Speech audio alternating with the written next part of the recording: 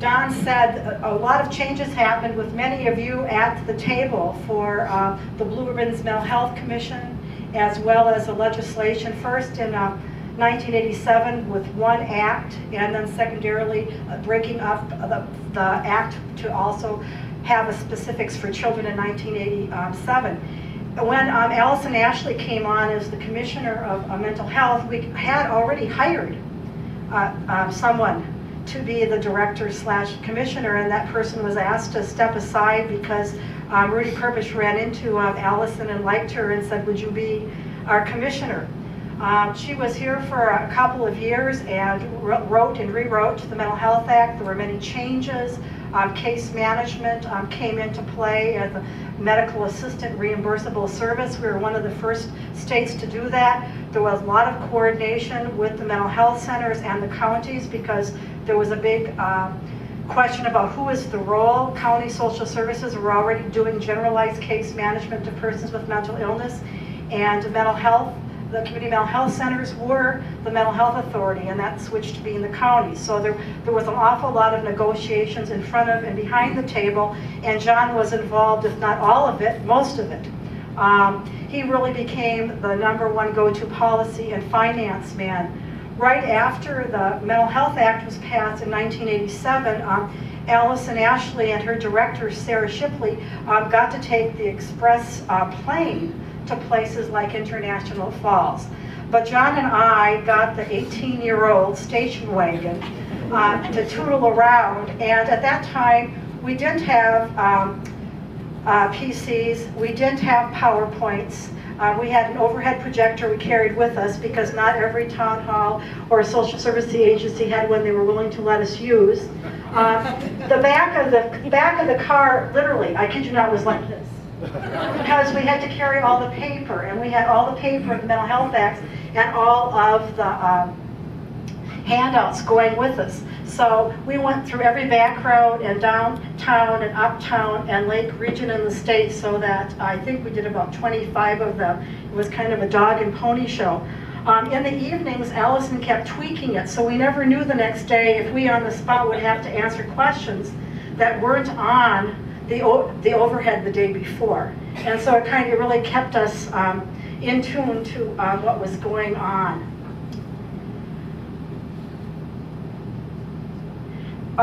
One of the last things that Don mentioned was expansion of funding and staff with the Mental Health Act, and we have some people in our audience today that have stayed with the mental health work, and I wanted to recognize them. Sharon Audio, Richard Sire, John Anderson, Dave Schultz were all a part of that hire back in the late 80s, and that's where the regional social services consultants came about. That was also a place where we worked a lot with the advocates in the counties to try to do things differently. We moved from the Centennial Office Building, where we had a front row seat to see the ticker tape parade when the 1987 Twins won, and there were actually people that were trying to get in saying, "I'm related to," so they could be up on the third floor with us, and that didn't always happen. The other things that happened to John, and we shared some of these together in the late 80s, was John married the love of his life, Bonnie Watson. He also had 2 children, John and Cece, and John's here today. Cece's in Missouri, so she couldn't make it. And those people could have said, and we were talking about it earlier at Bonnie's table, is John, is he shy? No, he's not shy, but he really waits till he has something to say. And so as they got married, it was a low-key affair, and they had relatives that were there, and they were young relatives, and John reported to me after the ceremony that everybody was very happy to sing Old MacDonald Had a Farm.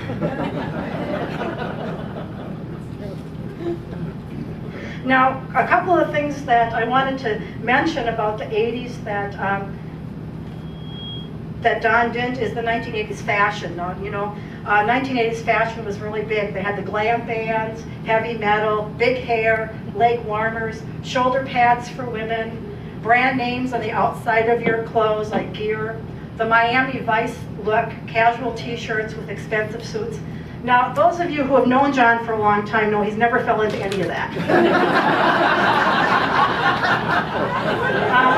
I'm here I'm here to tell you that I can remember when he bought his one good suit in the 80s and he didn't want to do it. And he was pleased that it came with 2 pairs of pants.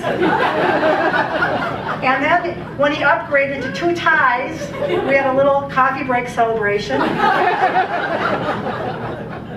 And he kept this suit in his office for the unexpected trips to the legislature and sometimes to the commissioner's office when the senator was visiting, and he would be scrambling to the restroom very quickly to change out of his comfortable everyday work dudes. John's never been a fashion trender, but that's good, because as his good friend Al Mathiasen has said, he still likes to do the things he was doing in the 70s and the 80s. He still likes to hike and canoe with his good friend Al Mathiasen. He likes to bird watch.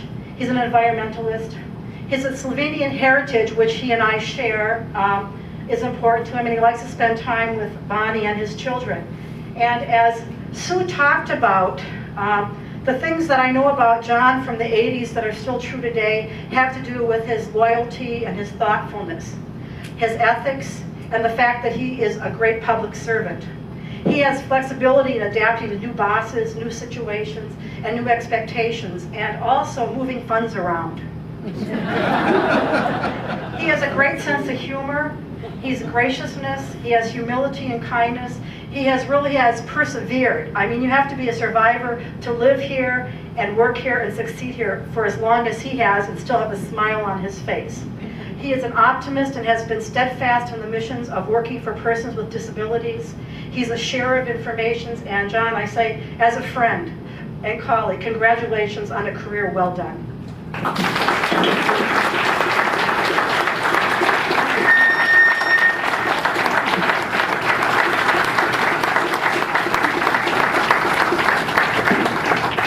Thank you, Mary Jo. Okay, moving along. 1990, Paul Wellstone's elected senator from the state. Green bus driving around. Nelson Mandela, halfway around the world, is freed from his South African prison. Arnie Carlson is installed as the governor in 1991, and Slovenia shakes off a weakened Yugoslavia and becomes a sovereign state. 1992, another big milestone, the American with Disabilities Act is signed into law. 1995, some of the work at building the community mental health system becomes obvious, and we get around at closing the Moose Lake State Hospital through a lot of flexible funding work that John Zakel did. 1998, one of the silliest portions in our nation's history, that President Bill Clinton denies having sexual relations with a White House intern in a televised interview. 1999, things get a little stranger. Jesse Ventura shocks the world and becomes Minnesota's governor. And the adult mental health initiatives are then authorized by the legislature. No connection there at all. Couldn't be. Anyway, but John at that point in time has been working for a few years then, closely with Sharon Audio, and they do an enormous amount of work together implementing the mental health initiatives. So Sharon? And you notice we're both wearing dark glasses in that picture. It's really my pleasure to talk about the 90s. Usually I talk about the 60s because that was my era, but the 90s were really important. And it really was, as Don mentioned, a decade of major change in the mental health system. And it was really to John's effort, because he really played a pivotal and important role in this process. There are too many things to mention in the 90s. I would be here till 6 or 7 o'clock at night. But I do want to highlight a couple of things. And some of these, when you hear other people, it's like deja vu all over again. I mean, we tend to repeat, and how you ever had the patience to not say, I think we did that 4 times. First of all, John represented our area on a task force to look at civil commitment early in the 90s, and really looking at was that the best approach and practices that we had in place. As Don mentioned, he was really instrumental in the legislation to close Moose Lake Regional Treatment Center. And when I think about that, because he really did a lot of that negotiating, the legislature, and if there are any here, I apologize, but could not think beyond beds. So we ended up with slots. which was the best I think that John could negotiate. So we didn't end up with a lot of beds, but a lot of slots, that we were really able to develop a very well-rounded community-based service system in the northeastern part of the state that really became a model for the initiatives. The other thing that I remember, and I can't remember if you were there or not, but John worked diligently on the formulas for the counties, because we said to the counties, we're not going to tell you what to do. We're going to tell you, here is what it looks like, how we should split the money, and you decide. And there were some very interesting meetings to that regard. But they moved forward. They really began to have partnerships across counties and really developed a really creative program, and really the model for the rest of the state.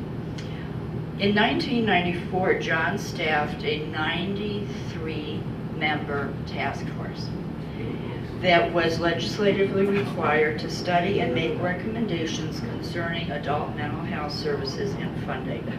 And if that wasn't bad enough, the group decided that they had to meet consensus. Now try and find 93 people for whom you can meet consensus. I don't think, even with John's patience and perseverance, they didn't reach consensus, but they did develop a set of guiding principles that are really applicable to this day. And the other thing that I think was really important with this very diverse group with their own interests is that they, for the first time, publicly recognized the importance of consumers and family members in planning. And that was one of the things that universally they agreed to. And that was really the beginning of, I think, the commitment that we should have had all along, but really the commitment to engage the people experiencing mental illness in our service delivery and family members. So a lot of that came out of John's work. Don mentioned the adult mental health initiatives, which were passed in 1995, and they were called the Adult Mental Health Pilot Project, because that was the only way that we could really get them through the initiative. And there were really struggles. And John worked very diligently with several legislators who were a little skeptical about what we were trying to do, and worked really closely with the advocate community to really have that pass. It was long hours of being at the legislature, addressing the questions of legislators as well as working with advocates. And then the rest of the year really, I think, created, the rest of the 90s was really the expansion of the array of community-based services, and moving more and more under medical assistance, more so that they would be comparable to healthcare services. And to John's effort, it included a successful implementation of targeted mental health case managements, which brought in $10 million a year in funding for community mental health services, and then some further work on the initiatives that really brought in about $60 million over 4 years, which is now part of the mental health system. So when people talked about his creativity with financing, that this was clearly an example of doing that. What I want to talk about at the end is what I admire most and what I think I will miss the most. John and I have really been colleagues for the last 20-some years, actually. And he looks much younger than I do, so, but it's been 20 years. And I want to comment on a couple of things that other people have mentioned already. The things that I admire the most is your consistent support. You have really been a real support for me over some pretty challenging times back in the 90s that I won't talk about. The remarkable patience that John has. He is the only person who, when we used to go back to the legislature and sit there, and there'd be a hearing that would stop at midnight, and then they'd come back, and they'd say, well, maybe we'll go till 2. He was the most alert person in the room. All the rest of us are grousing about, why don't they let us know earlier so we could go home? And John just sort of flew with the punches. For John, the glass is always half full. And I have always been impressed with, he sees strengths and positives in even the bleakest situations and really addresses those, and I think that has been so helpful for me. His incredible wealth of knowledge. He is the only person in this department that I know you can go to and say, I have a question about this arcane thing, and he'll either know it off the top of his head, or in his stacks of paper, which somehow ended up getting boxed today, could pull out the form and say, here it is, this is the answer. And I don't know how we're going to do that without you being here. Remarkable organizational skills. John, over the years, I think, handled jobs that 2 or 3 people would do, and did them, and they were done on time, and they were done exceedingly well. And then last but not least, which I think is critically important to our field, is he really had an abiding belief that people with serious mental illness could recover. And he believed in it well before recovery became fashionable. So I thank you for that. I thank you for your support.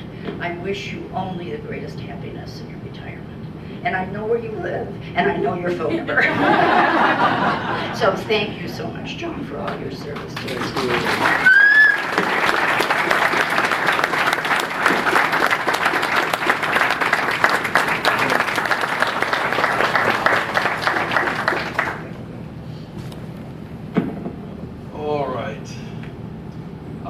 Moving along, let's see, we got at least another decade to go. 2001, September, 9/11. And then America is in Afghanistan after that. And then, oddly enough time has passed that Prozac is now available in a generic form. Sad point, 2002, Senator Paul Wellstone and his wife Sheila in plane crashes up in the northwest corner of the state. 2003, the United States invades Iraq, and Tim Pawlenty becomes governor. The Community Social Service Act is replaced with the Community and Children's Services Act, and the Minnesota Mental Health Action Group forms. 2004, Slovenia joins the European Union and NATO. And the CIA admits that the imminent threat for weapons of mass destruction was not present before the 2003 Iraq War began. 2005, Hurricane Katrina strikes the Gulf Coast. John and I are too busy to notice because we're staffing the MHAG Fiscal Framework Work Group. This was a time when John and I really worked incredibly closely together, just day in and day out. I think that John and I at one point in the process, we tallied up how many meetings we had convened, and I think it probably got to be over 100 during the course of the MHAG process, and certainly as we got into implementation. It was fascinating to work with John as we went through that process. I learned so much about patience again. I did not have the patience for that process. John would go, "It's time to schedule another meeting," and I would go, "Sure, you do that." So great lessons in patience, great lessons in believing in a process that involved everybody, that allowed you to listen to everybody, that you could get something good out of that. And then finally, throughout that time period, he really just, I had very strong ideas about where we should go, and maybe it just took that 2 or 3 years for him to convince me that I was wrong.